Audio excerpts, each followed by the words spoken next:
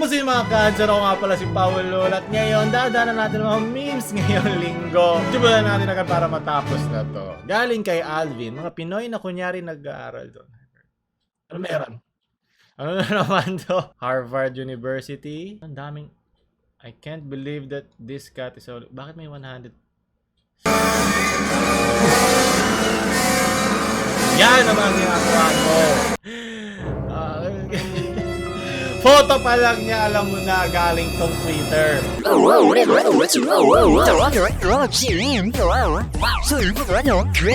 Sabi ko na nga ba, hira lang kapado yan ng aking kamay. Umiral siguro yung Filipino kadimonyo ng reference. aking kamay. Yak, ano to? Nantitrip. So para pala siya yung American Intercon School. Ito pala, may post yung Philippine Star. Okay, so nagko-comment sila, hinahid.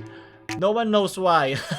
Kung alam lang din namin. But Filipinos just started to hijack Harvard. Likas na mapagbiro ang mga Pilipino. Kaya naiintindihan ko to. Kaya hindi ako natatawa sa mga ganito pa comments. Hayaan na natin ang kasiyahan ng ating mas simpleng mga mamamayan na siguro para lang makalimutan yung pinagdadaanan nila sa buhay. Diba? Anong masama doon? Diba? Kahit hindi nakakatawa to sa akin, opinion ko lang yun. Bigyan natin ng kasiyahan ng iba. Ano ba naman yan, Philippines Star? Kukuha ka lang ng comment yung wala pang like. So ibig sabihin hindi yan ganun nakakatawa lalo kahit sa mismo sa kanila. Di ayoko naman maging gatekeeper dito, diba? Mas okay to sa akin dahil hindi naman mga minors yung mga pinagtitripan nila. Wala mga pangalan na nakapost. Sigurado naman may mga Pilipino umabot sa Harvard at hindi sa Krusty Krab. Kaya okay lang to. Ito yung breakdown spot ko, nakakamiss. Laugh trip. Huwag kang mahiya, Kayla. Okay lang yan. Yak, Rocky. Ang ilang titik kaya mga kayo sa isang yak. Ito baduy na lang talaga to. Kakalat ka ng ating dugo sa ibang bansa, magaling. Hashtag proud to be Pinoy. Ipagpatuloy. Galing kay I am Nico. That's Harvard University. Yes, the page of the most prestigious university being read. Hindi ko lang, paano ka nagsisimula yung mga ganyan, no? Like, meron bang parang group na sinasabi? Tala, pagtripan natin to, screenshot natin, post natin sa mga Facebook pages ng Pilipinas, magkakalat, mapupunta sa gagayahin ng mga uto-uto ibang Pilipino at i-representa na naman natin sa buong mundo ang ating lahi. Bakit ganito ang buhay? Galing kay Brett. Oo na, taga Harvard ka na, pero bakit A plus B squared equals A squared? Hindi, mali. Gamitan mo ng foil method yan. Ang alam lang kasi ng iba nating kababayan ay yung foil method na nilalagay mo sa pa-birthday ng iyong kapitbahay pag iuwi mo na. Absent kasi ako na tinuro yan. Oo, taga Harvard o, kaya 1 plus 1 magic. Hindi po joke ang pagiging isang bobo, ha? Alam ko maraming mga influencers dyan o mga YouTubers na ginagawang humor ang kabobohan, pero hindi sila tumatawa kasama mo, ikaw yung pinagtatawanan nila. At kailangan natin ligyan ng linya yon, diba? Para makapasok tayo sa Harvard, gusto ko lang naman maging isang Harvard graduate. Rod, galing kay Kiefer, new password, Harvard graduate, new password. Yan lang ang malakas, mga nagtatrabaho sa Krusty Krab. Di sa puso mo! Yung kukote ko po siya nagpo-pulsate per 3.75 meters per second. Sa dami ng kaalaman na aking nagagawa. Sunod, galing kay Elgin. Guys, may naisip ako para mawala utang ng Pinas. Ba't di kaya gumawa si Duterte ng YouTube channel? Tapos subscribe lahat. Pero yung kikita... Pucha pang Harvard to Paano nga ba yun? Pero sa alam ko hindi pwede kasi natatrack ng Google kung saan mo pinanood yung ads mo. Kaya kung nakita nila na meron parang trend na mas pinapanood to kahit hindi pinapanood lahat, or pag nakita lang yung content ay para lang i-farm, tawag kasi niya parang ad farming, pwedeng ma-delete yung channel ni Papa Diggs Joe kasi hindi naman mga robot yung mga yan. Alam ko maraming automated sa YouTube na mga galawan, pero once na may nag-report niya, sabi hindi pwede babahan si Papa Diggs ni Tito YouTube. Ayoko nag-aaway ang mga ama ko, pero maganda, pwede ka, malapit ka na makapasok sa Harvard, ha? Sino man nag-post ito, magaling, bigyan na yan sa exam to, pwede, maaari. Hindi to taga Krusty Krab. Sunod, galing kay Sean.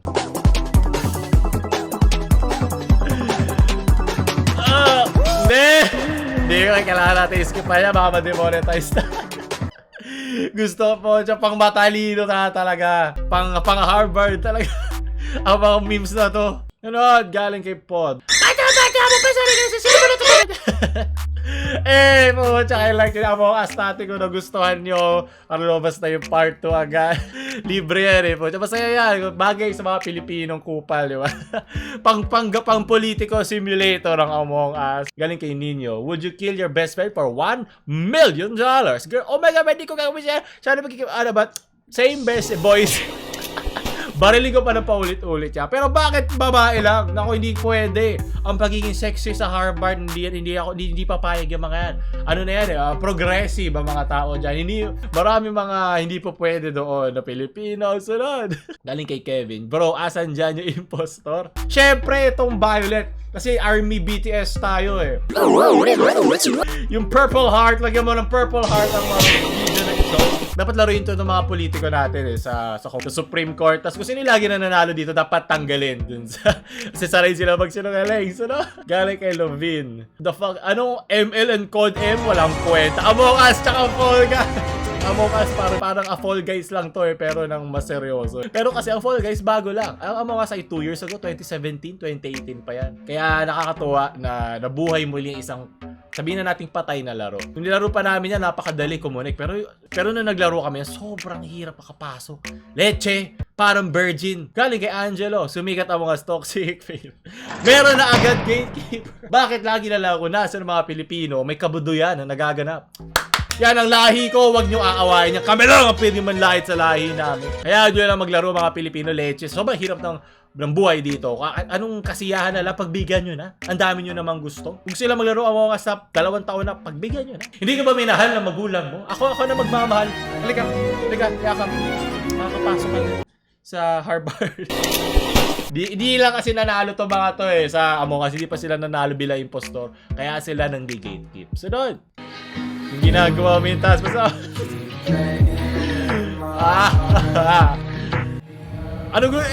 Hindi kami close eh. Ano gagawin ko? Tama na. Masakit. Ang Among Us posting ngayon kasi nauuso at hindi man siya ngayon sa masa at pwede na itong mangyari sa iba pang laro o bagay na sisikat sa susunod na panahon.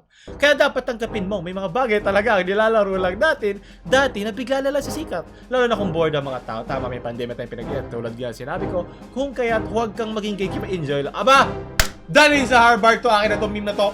Doon ka sa Harvard, magaling mga gusto kong pag-iisip ng mga Pilipino. Galing kay JB, Among Us at... Hindi lang off ang RTX dyan, pati ang pagkakaibigan.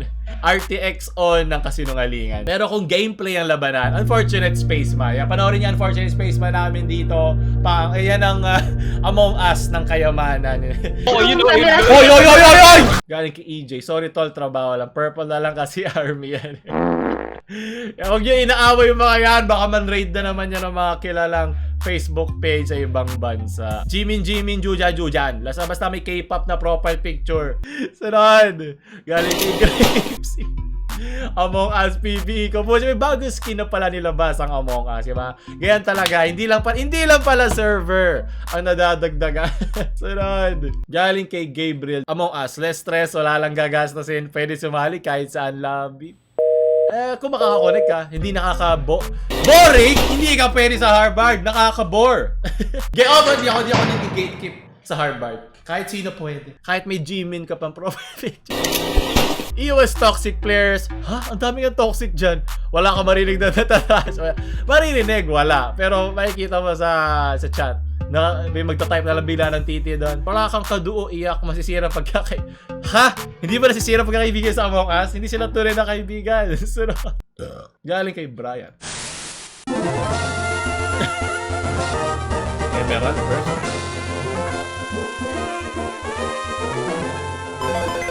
Laki talaga ng galit sa akin ng isang influencer dyan. Imbis na IDM ako para sabihan na mali ako, siniraan pa nga eh. Siniraan ng panga? Katakot ka IDM, baka ma-edit na naman. Remember last time. Oh shit! Nalaman sila! Lagot ka dyan, susuntokin ka. Nako, may tatalo na sa Fall Guys tsaka Among Us! Matigas. Kailangan ko harangan siya, di ba pwede?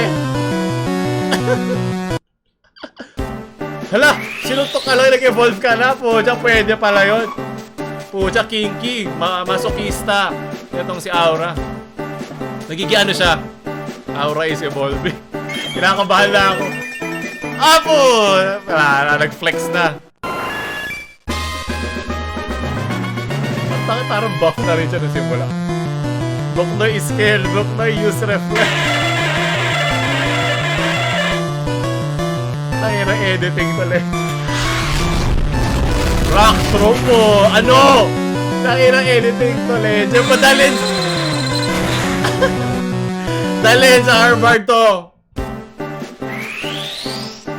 Pwede ka mag-evolve dalawang bebo. Tsaka hindi ko alam tong patch na to ng Pokemon. Kailangan ko ito Ano to gawin? Anong stone to, ha? Details to.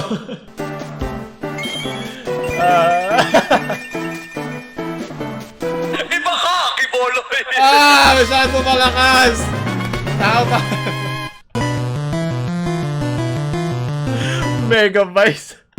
Huwag mo sabing...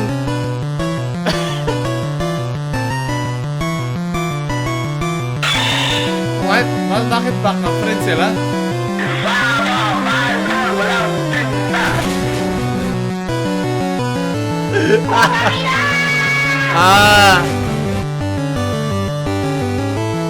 Ay, Shira Tensei, tapos ka!